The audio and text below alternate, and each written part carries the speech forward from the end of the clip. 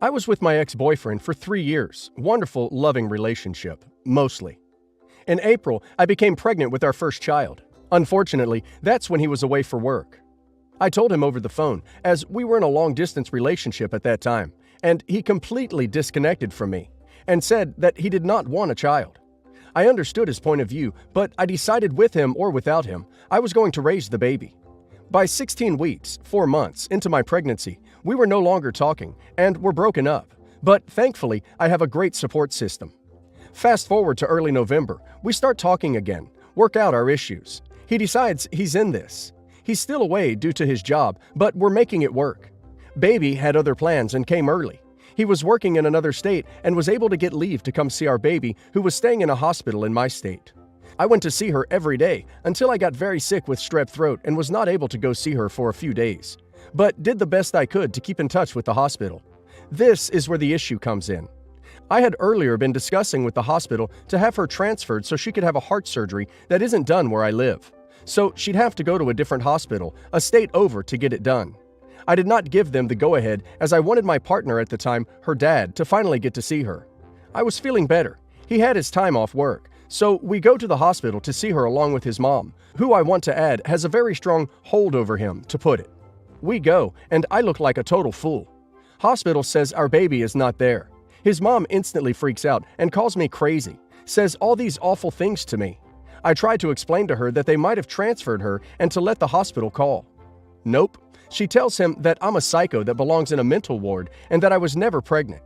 I show my C-section scar. There's pictures of me pregnant, pictures of me with my mom holding my baby, and all proper birth documentation.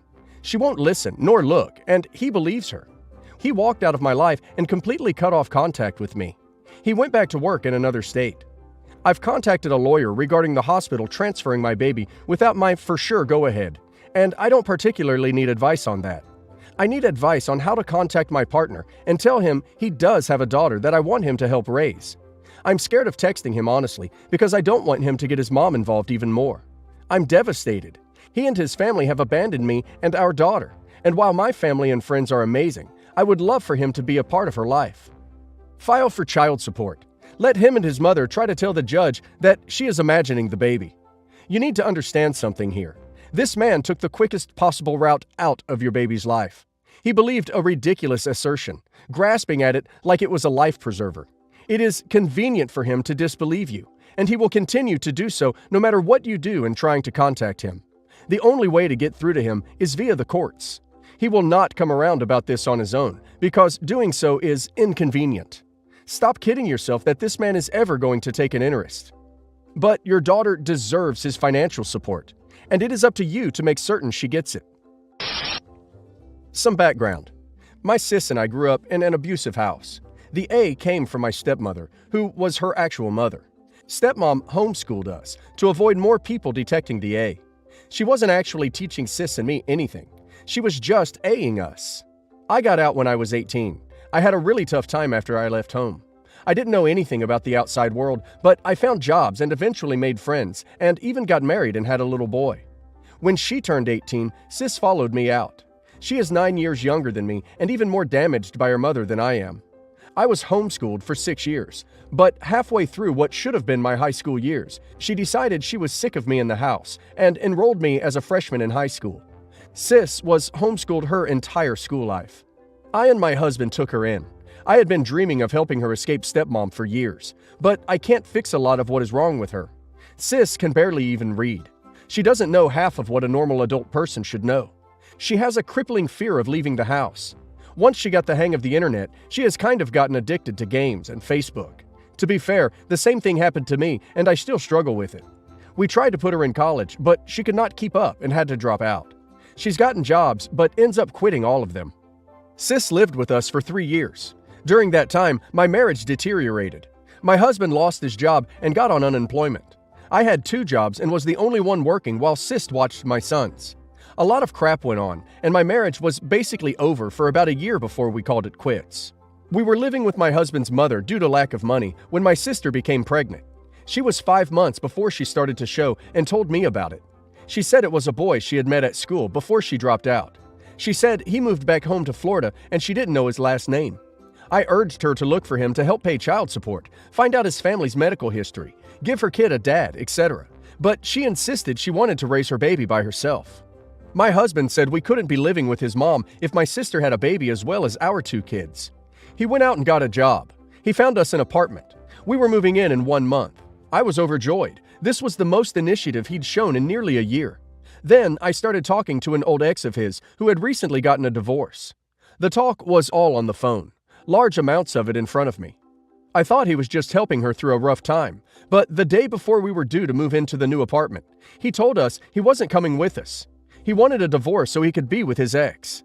Sis and I moved into the apartment with my boys. We couldn't really afford it without my husband's job. Life was rough and got harder when she had the baby, so I urged her again to look for the father, and she reacted strangely. Some of the things she said did not match up with what she said before. I had an awful suspicion. Sis, it wasn't ex-husband, was it? She bolted. She ran from me and hid in a closet, cowering, like she thought I was stepmom. She has broken my heart into pieces, and I just don't know what to do. I thought I was over losing my husband, but learning that he cheated on me with my sister has broken that wound open again too. I would never hit her. I am so angry, and I just can't stop crying for almost 2 weeks now.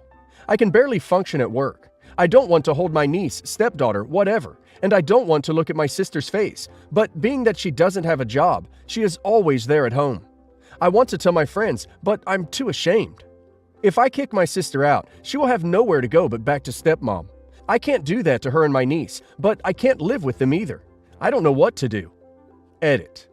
The last few times I've dropped the kids off, I haven't stayed to talk to my ex-husband at all.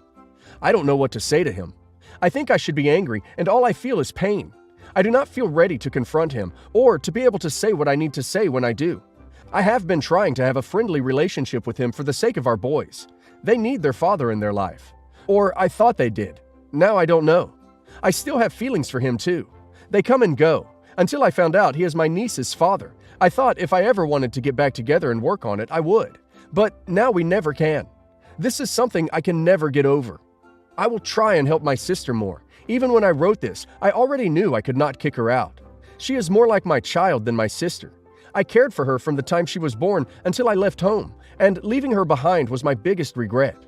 I wish she could get a job, but now with the baby there would be no one to watch her, and my sister does childcare for my boys as well, since I work 70+ hours a week. My ex-husband and his wife and his mother help care for the boys, but not the baby. If she wants to acknowledge him as the father, maybe that could change, but so far she does not. And if he did her, then I don't think it would be good for her to. And even if not, I don't think it's good to force her and take away her choice like that, since she needs to be more independent. Sis can be surprisingly stubborn about things she doesn't want to do too, so I don't even know if I could make her sign something she doesn't want to sign. Besides all that, we got her 7 different jobs in the 3 years before the baby, and none of them stuck. I don't have any friends left who might hire her or ask their manager to hire her. I would love to get her therapy, but all of our money after rent goes to diapers, wipes, and formula. There is 0 money left. All our food comes from EBT, WIC, and one of my jobs. I have bought 1 new bra in the past 8 months, and the kids some clothes at a yard sale, nothing else. The baby doesn't even have many clothes, since she grew out of the newborns. She just wears a diaper, and we usually wrap her in blankets to go out. I get toilet paper, shampoo, toothpaste, and deodorant through friends and my ex-mother-in-law. I will try and find out the truth of what happened. Sis already said she doesn't want to involve the police, and I don't either, until I know what really happened. I don't want to falsely accuse my ex of anything, and I've never seen him be controlling like she describes. She never seemed scared of him or tried to avoid being alone with him at all when we lived together. Many times she would tease him, joke with him, or tickle him. They played WoW together. But if he did, I think we should involve police. But if she won't press charges, then there's nothing I can do on that either. I will go home and try to talk to her and get a straight answer. Update. So I forgave my sister. She and my niece, Helen, still live with me and my sons. I accepted that the mental pressure Sis described my ex-husband putting on her equals R. She has not changed her story again. But she is still unwilling to go to the police about it, and I doubt she will ever want to. I still feel a lot of hurt over the whole thing, and it's still pretty much a secret. I've told a few of my closest friends, but I haven't talked to my ex about it at all. He still doesn't know that I know. I don't even know who all in his life knows. Does his mother? Does his new wife? We did start referring to Helen as the sister of my sons. They're too young to know what that implies or ask many questions. And even though I have forgiven Sis as best I can, I still get flashes of resentment towards her.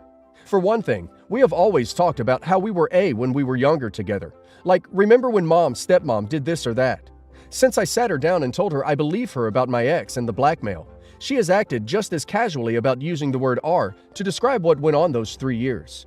And it still really hurts me, because I guess I still don't see how she laughed and acted affectionate towards him and me all that time with never a hint of being A. And now she is able to seem so self-righteous and victimized. I finally asked her to stop talking about it so much if she isn't willing to go to the police. And I feel guilty about that, since maybe it is impeding her healing process. But I just can't do it, especially when I am the one crying and she isn't visibly feeling bad when she brings it up. She is my sister, and I love her, and I have chosen to believe her. But it seems like I don't love and trust her unconditionally anymore, and my emotions don't fully believe her. I am all out of trust these days anyway. A lot of times, I feel like life isn't even worth living anymore if it weren't for my little boys. We have gone through a lot of changes in the last 6 months, some good and some bad. I couldn't find a free therapist except for some phone services, but I found one for $30 a session based on my income. I went several times, but I didn't really like the lady, and we never really got past what happened in my childhood to what was happening today, and they said I couldn't switch within that group. And it was a strain financially, so I just stopped. Sis didn't want to go, but I pretty much forced her to call a assault hotline. I didn't listen, but I could tell afterwards she had been crying, and she didn't want to do it again. I got Sis a job at one of my jobs, which is a hotel. I am a front desk. At first, she did housekeeping, and then moved to front desk too. The manager was letting us stay in a room with the kids while the other one worked, since it was impossible to drive our one vehicle and pick up the person relieving you the next shift and still cover the front desk. And a lot of times, that turned out into one day or more, what with my other job and all. When our lease was up in December, the manager was nice enough to say we could live in our room full time. We don't have to pay any money. Several of the housekeepers live like this too. The only thing is, the hotel is really kind of a scary place. It is extremely low priced with extended stay options. It is filled with people who can't get credit approved or an apartment, S-workers, people doing D deals, and on the weekends, ghetto clubbers. The room we are staying in is out of order for regular guests, which is why we are allowed to have it. And though it is bigger than a lot of hotel rooms, it is still 5 people crammed in here together. There are roaches and other bugs really bad, in the whole hotel, not just our room. I feel bad for allowing my boys to stay here. I feel scared for them, both that they or we might get hurt, and for what they will learn from the guests at a place like this. Also, something bad had happened last year. I couldn't afford insurance for us for several months, and the insurance company cut us off. Now, my ex wants custody of them. Right now, he has the right to see them every other weekend, but he and his family watch them a lot more than that already. He wants to switch them so that legally I can see them every other weekend. But he says I'll be able to see them anytime, as long as it's not too late on a school night. The main reason is through his wife's new job at a school, they will have health insurance, but they have to live with him and be in his custody for this to happen. His new wife has 2 other kids, and I know she is a good mom. I know for my son's sake I should probably do it. But I'm so scared that even if I get in a better financial situation, he will never give them back. Level-headed internet strangers, what should I do? It's time for your sister to inform the state of the true identity of her child's father, so that he will be paying child support for Helen as well. That might just be the bump in income you need to get all of you out of that place and into a better environment. Also, do not give up custody. Things like that have a permanence. You fight like hell to get them back after your situation improves. Do not trust your ex in the least when he plays the "it's better for them" card.